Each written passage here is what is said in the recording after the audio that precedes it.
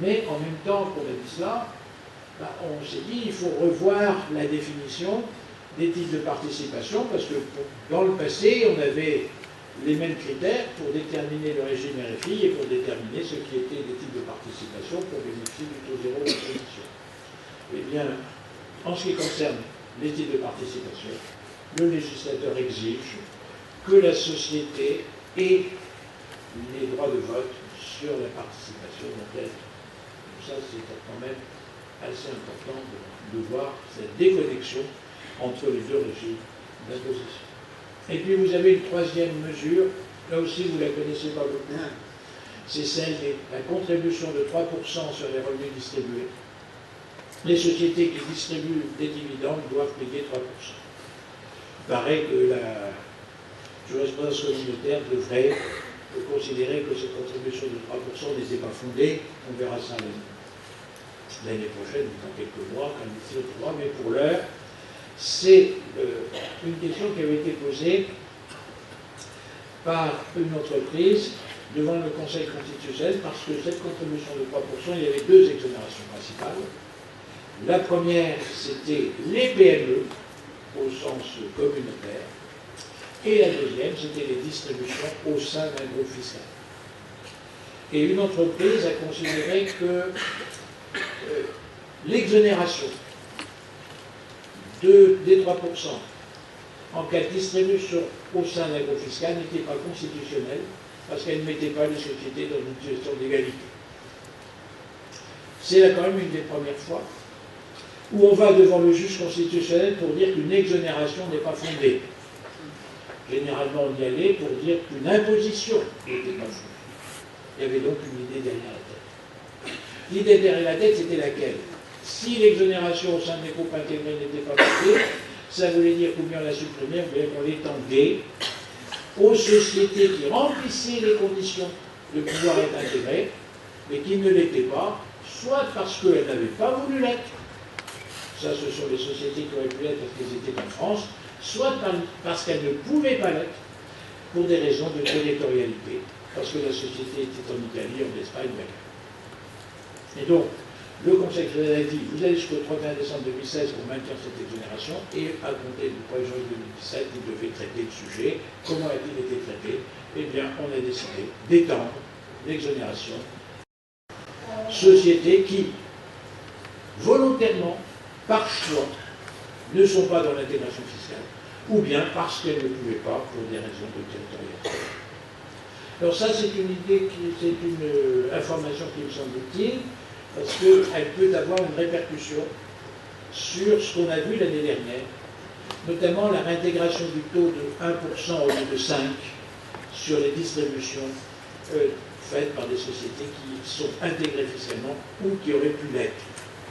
Et certains d'entre vous se souviennent que j'avais évoqué l'idée que les sociétés filiales françaises étaient moins bien traitées que les filiales italiennes, enfin européennes, du point de vue de la personne. Et je pensais qu'il y avait une distorsion à rebours. Je pense qu'aujourd'hui, avec par choix, devrait laisser penser qu'une société française qui distribue une société mère qui détient de celle-ci plus de 95% puisse réintégrer dans la mère que 1% et pas 5%, même s'il n'y a pas d'intégration fiscale. Puisque par choix, il est décidé. Mais enfin, c'est une question qui sera sans doute l'objet de précision. Ensuite, vous avez pour les groupes qui ont des filiales ou des établissements à l'étranger, vous avez une obligation de transmettre par voie électronique dans les 6 mois qui suivent la date de clôture, plutôt de dépôt de la déclaration de résultat, les modalités, une déclaration abrégée des prix de transfert. C'était juste pour vous montrer que dans le passé, on avait 400 millions, et qu'on est passé de 400 millions à 50 millions, ça va très vite, ça fait partie des mesures de politique fiscale qui sont dans cette disposition. Et puis, quelques observations sur les véhicules. Alors, sur les véhicules, il y a 3 textes qu'on va essayer de ramasser ensemble. D'abord, un premier texte sur les modalités, les plafonnements d'amortissement des véhicules de tourisme dans les sociétés, et qui sont acquis à compter du 1er janvier 2017. Pour ces véhicules, eh bien, vous avez désormais, selon le taux de pollution, moins elle pollue, plus on peut amortir. Et quand on le pollue peu, on peut aller à 30 000 euros, alors qu'aujourd'hui on avait que 18 000. Et puis ensuite on a 20 300. Et pour arriver aux 9 900 qui existent encore aujourd'hui, vous voyez que le taux d'émission de CO2 c'est 155 grammes au lieu de 200. Donc voilà la première petite disposition. Vous regardez cela, ça s'appliquera que l'année prochaine. Ensuite, vous avez une mesure en matière de TVA. Alors, en matière de TVA, on va pouvoir récupérer la TVA sur l'essence. Si on revient un tout petit peu en arrière, on avait cru pendant longtemps que le gazole c'était mieux que l'essence, et donc on avait autorisé des récupérations de TVA sur le gazole, et puis ensuite on vient de s'apercevoir que c'est pire que l'essence, et donc il faudrait inciter à rouler à l'essence. Simplement, il y a une règle qu'on aurait pu dire, il ne faut pas favoriser le gazole par rapport à l'essence, on va supprimer la possibilité de récupérer la TVA sur le gazole. Et ça, c'est interdit par la réglementation communautaire. On ne peut plus revenir en arrière. Donc on est obligé d'adapter le régime de récupération sur l'essence sur celui sur le gazole. Alors quand vous regardez un petit peu le tableau, vous êtes surpris, je ne vais pas le commenter en détail, simplement vous observez qu'il faut distinguer les véhicules qui ouvrent droit à déduction de ceux qui n'ouvrent pas droit. Déjà, et que la première et la dernière année, on n'a pas les mêmes taux. Vous observez qu'on a 0% pour les autres véhicules en 2017 et 10% pour les véhicules qui n'ouvrent pas droit, et qu'en 2022, on aura 100% et 80%. Les experts comptables devront donc regarder facture d'essence par facture d'essence, qui a mis l'essence dans quel véhicule pour savoir quel est le taux. Je pense que vous allez faire forfaitaire. Et puis vous avez une modification de la taxe sur les véhicules des sociétés qui s'applique à compter de 2018, qui est dans la loi de financement de la sécurité sociale et non pas dans la loi de finances, et qui précise qu'aujourd'hui la taxe sur les véhicules des sociétés sera une taxe annuelle et non une taxe qui s'achève au bout de 7 ans. Donc on va voir en 1er janvier 2018, taxe annuelle, on va voir donc une taxe sur les véhicules des sociétés du dernier trimestre particulier, et qui viendra s'ajouter et qui sera payé en 2018. Donc voilà ce point. Alors vous observerez que cette taxe sera appliquée dans des conditions particulières, selon que la société sera dans un régime de TVA réel, selon qu'elle sera simplifiée, ou selon qu'elle n'est pas à la TVA. Donc il y a des modalités de prime de cette taxe. La déduction complémentaire de 40% sur les biens amortissables en dégressif et précisé quant à sa date de fin. Vous savez que c'était le 15 avril 2017, mais on n'avait pas de modalité particulière. On dit qu'il faut que la compte ait été versée au moins à compter de 10% et que d'autre part la livraison soit faite dans les 2 ans de la commande, et du versement de la compte. Ce qui prouve que cette petite déduction complémentaire, qui n'est pas un amortissement de rappel, qui est une déduction extra-comptable, qui ne joue pas sur la plus-value de cession, eh bien, on risque de la traîner pendant de nombreuses années. On peut imaginer qu'un bien soit livré au 14 avril 2019 et qu'il soit amorti sur 7 ans. On est en 2026 pour l'antiquité avant 10 ans. Toujours cette mesure qui n'aura duré que 2 ans. Peut avoir des répercussions très longues, mais c'est bien. Alors, deuxième texte, c'est pour les camions qui font 3,5 tonnes qui peuvent bénéficier de cette déduction, alors qu'auparavant c'était plus de 3,5 tonnes. Pareil, il y en a beaucoup qui sont juste à 3,5 tonnes. Et puis vous avez un texte concernant le taux réduit de 19% sur l'IS quand une société à l'IS cède des bureaux ou bien des immeubles commerciaux à une société qui va les transformer en logement. Le taux de plus-value, c'est 19%. Il fallait que la société cessionnaire les transforme dans les 3 ans. Que dit la loi? Elle élargit le champ aux immeubles industriels. Donc on va pouvoir céder des immeubles industriels à 19%. Et puis d'autre part, le cessionnaire aura 4 ans pour transformer en logement au lieu de 3 ans. Petite précision, ce n'est jamais le taux de 19% qui est remis en cause, c'est le prix d'acquisition, c'est le cessionnaire, s'il ne remplit pas son obligation, qui supportera une pénalité de 25%. Le mécénat d'entreprise, vous savez qu'il y a un mécénat d'entreprise à 60% de réduction d'impôt, dans la limite de 0,5% du chiffre d'affaires, et que ce mécénat d'entreprise peut être effectué en nature. Quand il s'agit de remise de en nature, la question c'est comment peut-on la valoriser? On la valorise en principe au prix de revient.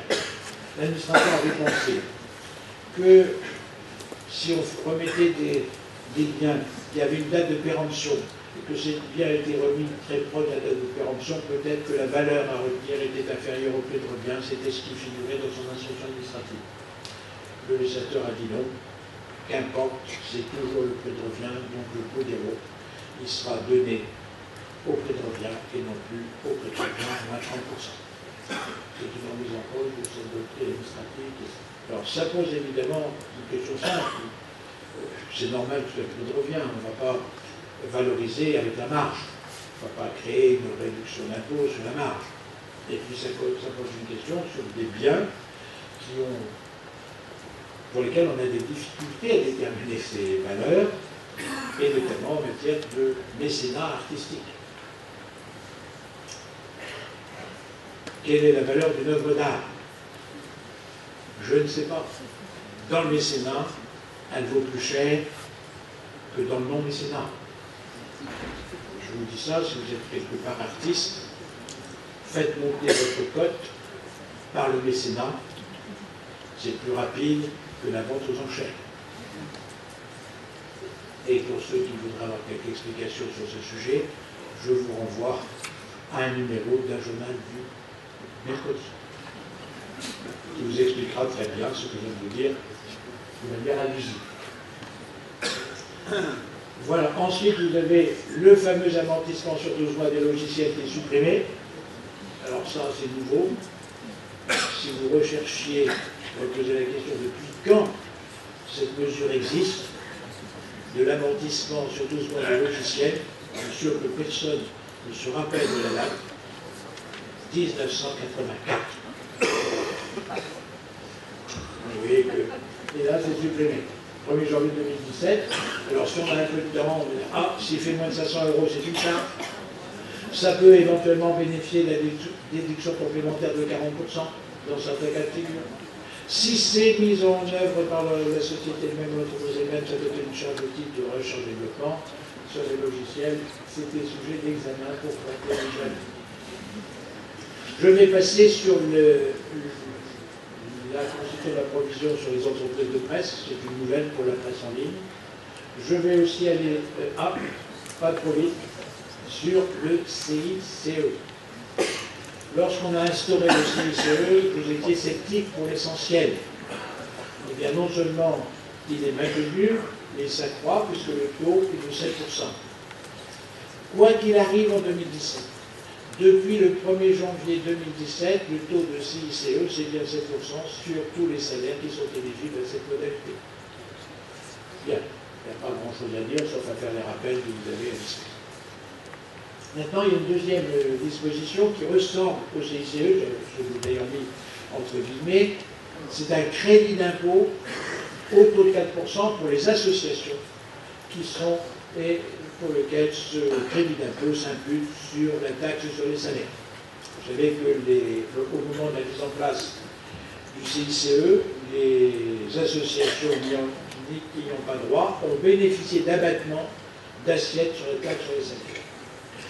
Comme ils ont bénéficié d'abattements sur la taxe sur les salaires et qu'on n'a pas remis en cause ces abattements, c'est la raison pour laquelle, quand on crée ce crédit d'impôt, on le prend à 4% et non pas à 7%, parce qu'ils ont déjà eu sur l'assiette un avantage. Alors ça, c'est une... Alors, comment ça va s'appliquer? Évidemment, ça s'implique, non pas sur l'impôt sur les bénéfices, mais par définition, ils n'en ont pas, ça s'implique sur la taxe sur les salaires.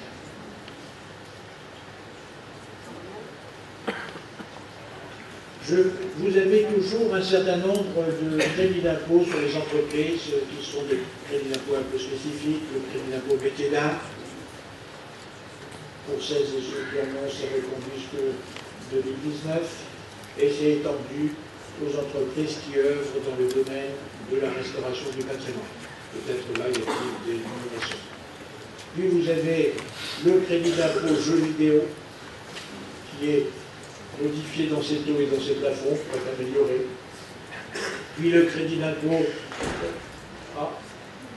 le cinéma, j'oubliais, le crédit d'impôt cinéma, qui doit exister quelque part.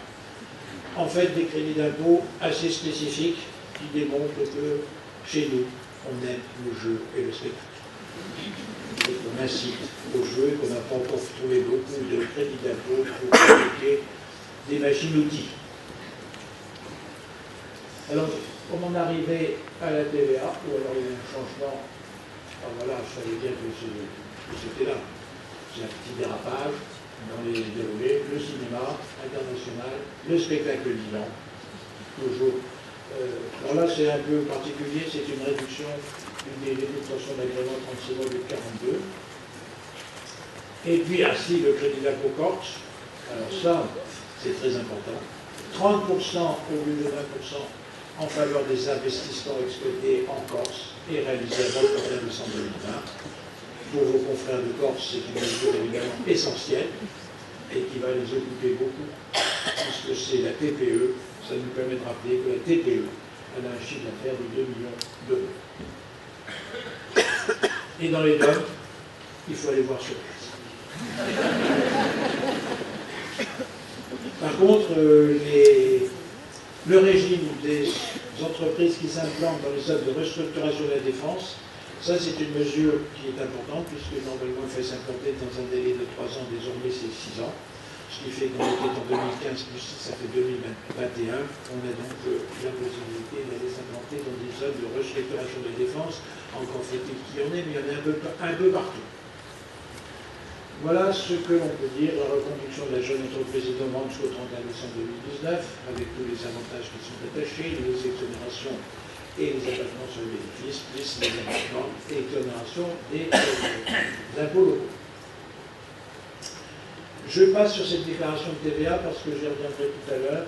J'y passe parce qu'elle a été considérée comme n'étant pas constitutionnelle par le juge constitutionnel pour partie d'elle-même. Mais comme c'était pour 2018, il y a le temps de rattraper ce caractère anticontrôle, mais j'y reviendrai parce que c'est une mesure de contrôle fiscal. La fiscalité locale, la CVAE dans les groupes, l'exonération des entreprises de presse et les entreprises de spectacle qui aussi bénéficient de mesures d'adaptation, notamment pour les salles de moins de 1500 places. L'exonération des disquaires indépendants, quand vous regardez les conditions pour être exonéré disquaire indépendant, vous observez que c'est assez compliqué de trouver un disquaire indépendant susceptible de bénéficier de cette exonération. Je crois néanmoins que ça en devrait être ministre, mais on n'en a pas parlé beaucoup aujourd'hui. Et j'en arrive, je vais bien, à la question du contrôle fiscal, qui est un gros morceau, qui est un morceau important, parce que bon nombre de dispositions sont prises et que certaines d'entre elles vous concernent directement. Le contrôle fiscal, comme vous le savez, a changé de nature depuis plusieurs années avec le fichier des écritures comptables. Il faut bien voir que cette modalité n'est rien d'autre qu'un contrôle sur place effectué de manière définitive.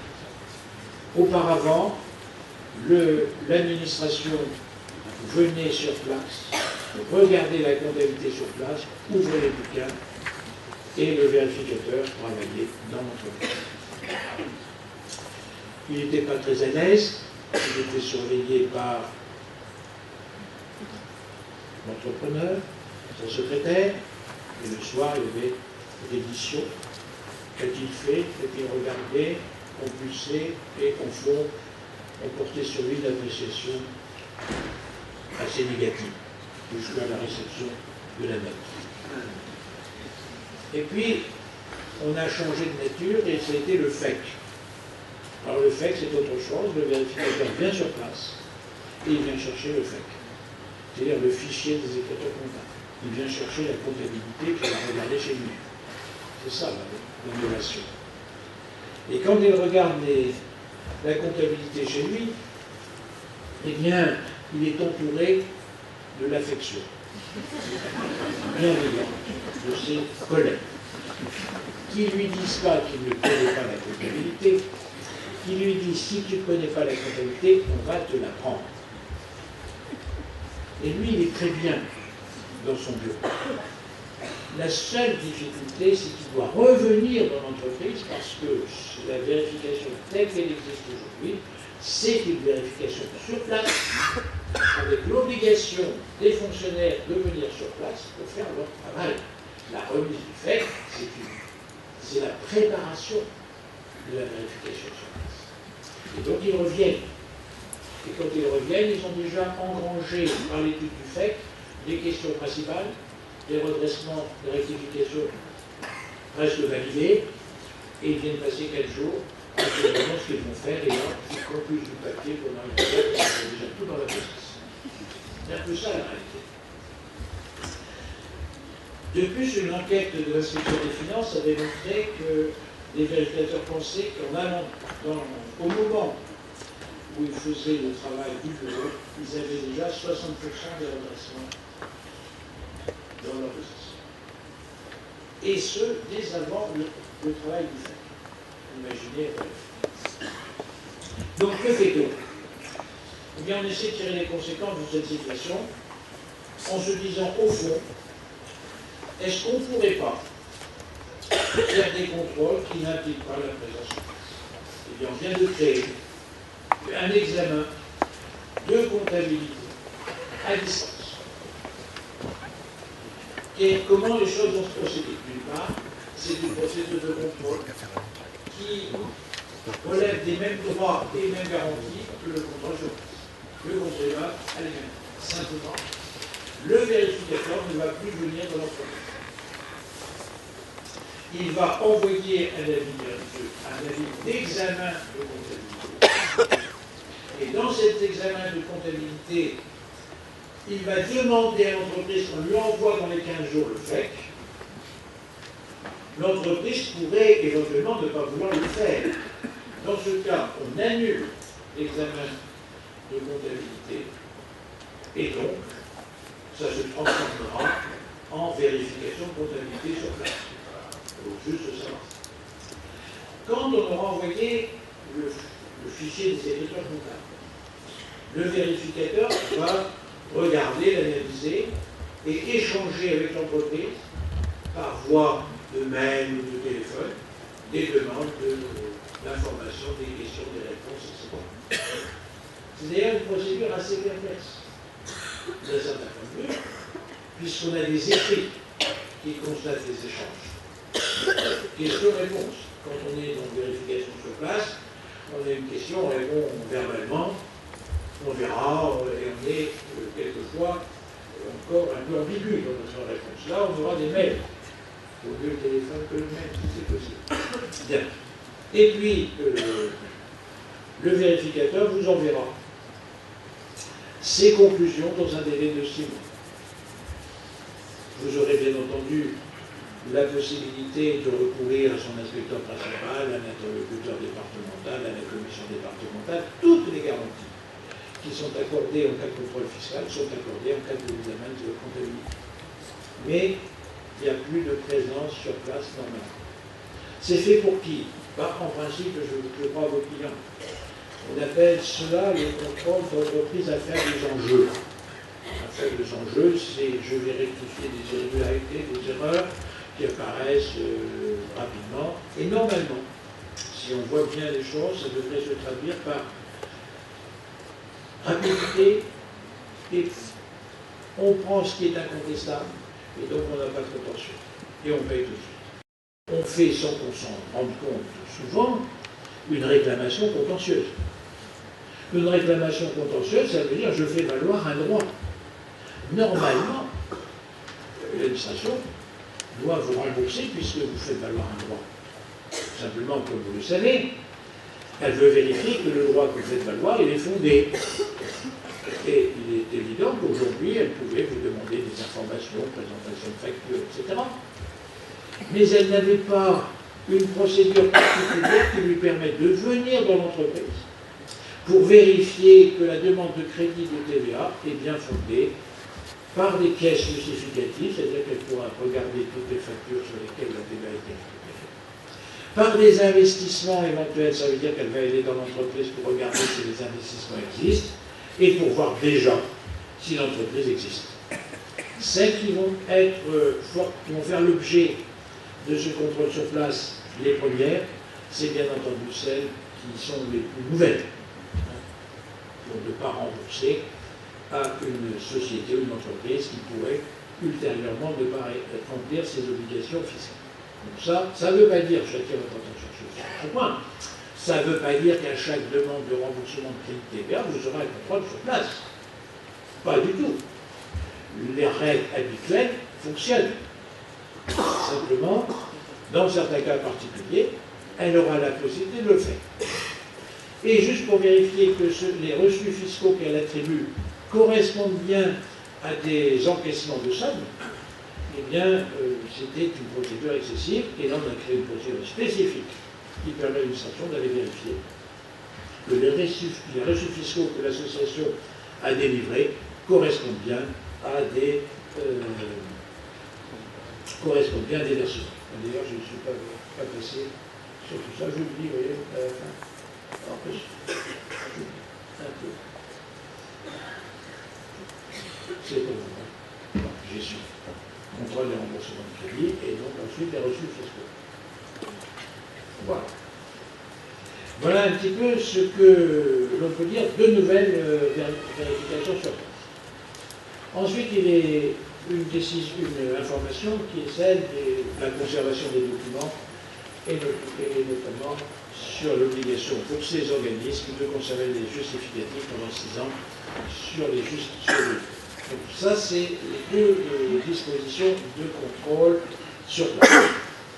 Je reviens un tout petit peu en arrière pour vous parler du contrôle des comptabilités informatisées, où là, c'est un peu autre chose, il ne faut pas confondre la remise du FEC avec le contrôle de la comptabilité informatisée, où là, il s'agit, comme vous le savez, de rendre possible à l'administration d'entrer dans le cœur de la comptabilité, c'est-à-dire dans le logiciel.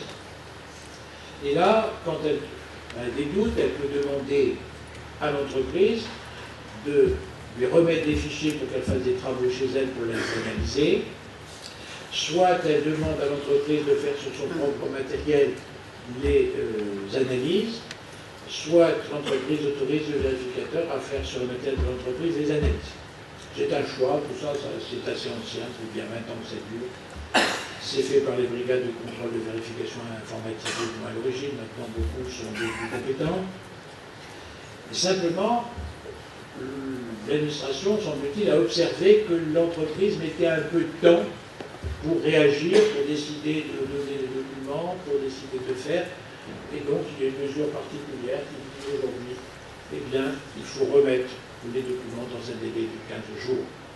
Et si ces documents ne sont pas remis dans un délai de 15 jours, eh bien, il y aura des conséquences, notamment des pénalités, 5 000 € ou 10% de pénalité sur les rectifications qui seraient opérées, et d'autre part, un allongement du délai de présence sur place. Vous savez, c'est les délais de 6 mois, ou de 3 mois, ou de 6 mois, lorsqu'il s'agit des petites entreprises. 3 mois quand c'est le délai normal, et 6 mois quand l'entreprise a fait apparaître des irrégularités dans la comptabilité. Donc là, on a une possibilité supplémentaire pour l'administration de se faire remettre les documents dans un délai beaucoup plus proche. Donc voilà ce que j'avais passé. Et je reviens à d'autres sujets. Et les autres sujets, c'est la recherche de la fraude. Autant on vient de voir que la vérification de comptabilité, il y a un ancien modèle, elle commence à s'évoluer, elle va faire la vérification du bureau, on va prendre le dessus de ce qu'il y a comme irrégularité. Certes, vous êtes en première ligne, et on peut même se diriger vers, dans quelques années, le fait qu'on enverra chaque année le FEC à l'administration qui fera un contrôle sur pièce. À partir du FEC, c'est dans 5 ou 6 ans que les choses se passeront ainsi. C'est à peu près sûr. Donc, facilité de contrôle. Mais la vraie fraude, Elle n'est pas dans la comptabilité. Il faut la rechercher ailleurs. Et c'est le renforcement, depuis de nombreuses années, on renforce les moyens d'intervention de l'administration fiscale pour rechercher ailleurs la fraude. Alors j'ai passé tout à l'heure un petit transparent qui s'appelait la déclaration des achats, l'information sur les achats, et je vous ai dit, le Conseil constitutionnel a considéré que cela n'était pas conforme à la Constitution. L'idée c'était laquelle? C'était de dire, il arrive que des entreprises se trouvent dans un circuit de fraude qu'on appelle carrousel à la TVA, sans qu'elles le sachent vraiment, ou quand elles le sachent, sans que l'administration puisse démontrer qu'elle le sache. Autrement dit, c'est une zone d'incertitude totale. Pourquoi? Parce que la fraude carrousel ne peut pas se déceler dans la comptabilité. Je le dis, ni par l'expert comptable, ni par l'administration fiscale. Pourquoi? Parce que vous avez une entreprise qui a acheté des biens, elle a une facture, elle a de la TVA, elle a le bien qui a été constaté, la livraison qui a été constatée, et le bien a été vendu. Et la facture a été payée. Un expert comptable qui voit ça, il ne peut pas douter qu'il y ait une irrégularité. Le fonctionnaire des impôts qui voit ça ne peut pas non plus douter d'une irrégularité. Lorsqu'il doute d'une irrégularité, c'est parce qu'il a obtenu, en dehors de la comptabilité, des informations qui laissent penser que l'entreprise qui est devant lui a acheté des biens à une autre entreprise qui, elle, était dans un circuit carrousel, c'est-à-dire qu'à un certain moment, elle a délivré des factures sans octroyant des droits à déduction, sans payer la TVA. Et notamment cette facture qu'elle a délivrée, c'était sans doute une facture qui transformait un prix qui était hors taxe en prix PTC, ce qui, grâce à cette manipulation de prix, permettait à la chaîne d'acquéreurs successifs de diminuer leur prix de vente et d'avoir un avantage concurrentiel sur le marché. C'est ça le mécanisme principal. Et donc, quand l'administration vient avec l'information, vous avez acheté l'entreprise A qui elle-même avait acheté l'entreprise B, mais l'entreprise B, c'est une entreprise qui fraude.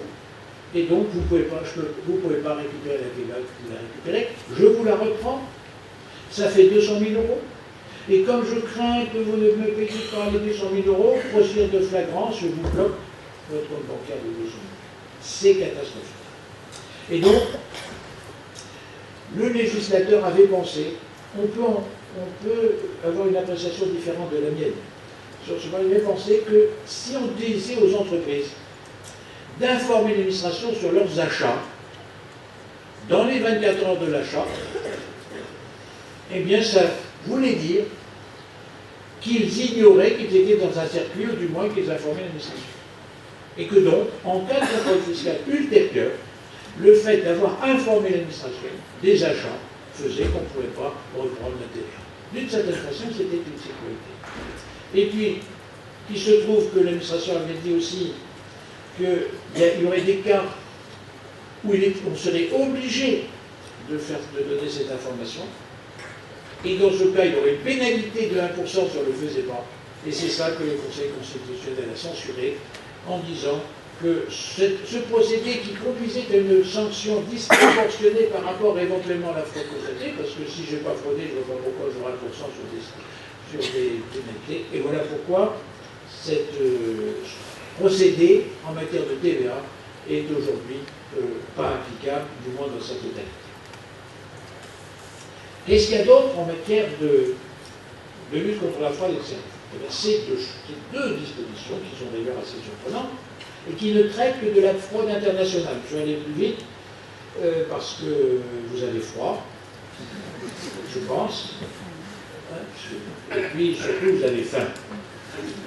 Et donc je vais aller plus vite, mais il y a quand même deux procédures qui ne traitent que de la fraude internationale, qui est la suivante. Fraude internationale qui part de la fausse domiciliation.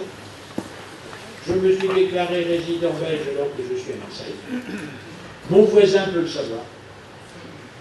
Je peux l'interroger. Procédure d'audition. C'est quand même assez rare de voir que l'administration fiscale peut auditionner. Alors l'audition, je vous rassure, elle est limitée aux fraudes internationales. 2, les procédures de protection, où l'auditionné peut refuser de l'être. L'auditionné ne peut pas révéler des informations couvertes par le secret professionnel. Et cette audition va se traduire par un procès verbal. Cette audition sera dans les bureaux d'administration ou ailleurs sur la demande de l'auditionné, jamais dans un mois. Voilà le fonctionnement. Et l'auditionné, ce n'est jamais le contribuable. C'est celui qui peut apporter des informations sur l'existence d'une fraude internationale. Qui peut être du transfert de bénéfices, qui peut être un compte à l'étranger, qui peut être voilà, un petit peu. Donc c'est quand même un peu nouveau que d'avoir des agents de la DGFiP qui soient susceptibles de faire. Puis, ça s'accompagne d'une mesure qui s'appelle la rémunération de l'aviseur fiscal. Dans ce même cas, et pour les seules informations concernant la fraude internationale, l'aviseur fiscal, vous appelez ça comme vous voulez, on dit mieux le lanceur d'alerte, c'est plus beau. Avant on disait le délateur. Maintenant on a dit l'aviseur, et puis maintenant le lanceur d'alerte. Et ce lanceur d'alerte, il va demander à l'administration fiscale d'être rémunéré sur les informations qu'il a données. Alors c'est un texte expérimental qui durera pendant 2 ans, on verra. Et d'ailleurs, on peut voir un peu comment les choses vont se passer. Si je fais le lien, je vais aller voir l'administration pour dire je connais une fraude. Et je voudrais bien être rémunéré. Et l'administration dira ce serait bien qu'on fasse un procès verbal. Donc une petite audition. Et ça se traduira plus tard par cette troisième mesure que vous connaissez peut-être, ça s'appelle l'article 16b. C'est pas d'aujourd'hui. C'est la possibilité qui est offerte à l'administration d'intervenir pour trouver la preuve d'une fraude fiscale, n'importe où. Quand je dis n'importe où, c'est dans l'entreprise, mais c'est aussi dans les locaux privés, et y compris chez les experts comptables, le cas échéant, ou dans la banque, n'importe où. Mais pour pouvoir exercer ce droit de visite, il faut que le juge ait donné l'autorisation aux agents qui vont l'exercer. Vous avez 3 mesures qui permettent au juge de donner plus facilement l'autorisation aux agents. Ce n'était pas utile de l'expliciter dans le détail. Voilà ce que l'on peut dire sur ce point. Et puis, vous avez évidemment quelques renforcements des obligations déclaratives et quelques sanctions, notamment le 80% pour le défaut de déclaration des sommes qui sont imposables situées sur un compte à l'étranger. Voilà ce que l'on peut dire sur cette loi de finances, et peut-être avez-vous quelques questions à poser sur ce qu'on a pu dire ou sur ce qu'on n'a pas indiqué. Je n'ai pas été exhaustif, je n'ai pas parlé de la compte sur la taxe com, mais qui est importante, parce que la taxe sur les surfaces commerciales, quand elle est due, elle est chère. Quand il y a des majorations de 50% à l'échelle, on a créé un acompte sur cette taxe sur les surfaces commerciales, en particulier. Et puis, vous avez des modalités spécifiques de protection des cessions de fonds de commerce qui sont un peu améliorées entre cédants et cessionnaires. Je ne sais si vous avez des questions. S'il n'y a pas de questions, je pense qu'on peut se dire... peut-être avez-vous quelque chose à dire, monsieur? Allez-y, prenez ma place. Merci beaucoup. On remercie M. Cossin.